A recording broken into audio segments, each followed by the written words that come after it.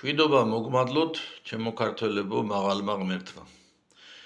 დღეს ხშირად გაიგონებთ ხო, თანამედროვე საზოგადოებაში, რომ სასულიერო პირის მთავარი საქმე არის ლოცვა და სასულიერო პირის საქმე არ არის რა ხდება ქვეყანაში, ეს თემები არჩიოს და არკვიოს.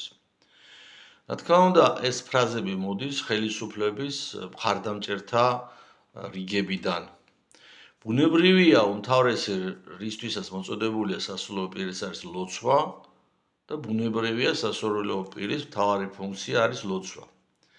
მაგრამ ამ დროს შეგიძლიათ თითოეულმა თქვენთაგანმა, როდესაც მსგავს ფრაზებს გაიგონებთ, შეეკითხოთ, ეს იქნება თქვათ, შეიძლება სასულიერო პირმაც კი გითხრათ, ხელისუფლების მხარდამჭერმა, ან ერისკაცმა.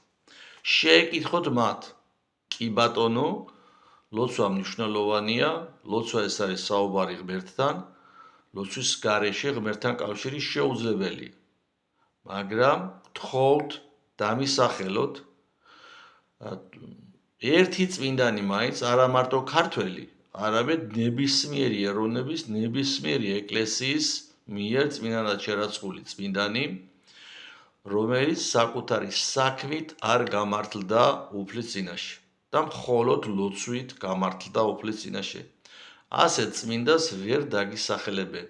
უფრო კონკრეტულად, უფრო კონკრეტიკაში რომ შევიდეთ, მაგალითად, წმინდანები, რომლებიც ღირსი მამები იყვნენ და საკუთარი მოღვაწეობით გაბრწყინდნენ, მაგალითად, პაისი ათონელი, გრიგოლ ხანძთელი, მოწამეობრივად არ აღსრულებულან.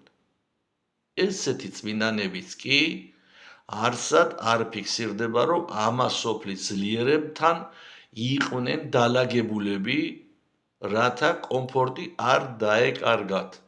ყველა წმინდანი, თუნდაც ვინც არ მოუკლავთ, წმინდანი, მოწამეებზე არ ვსაუბრობთ, ყველა მოწამე სხვათა შორის მოკლული არის ამას სოფლის ძალაუფლების მიერ, წარმომადგენლების მიერ.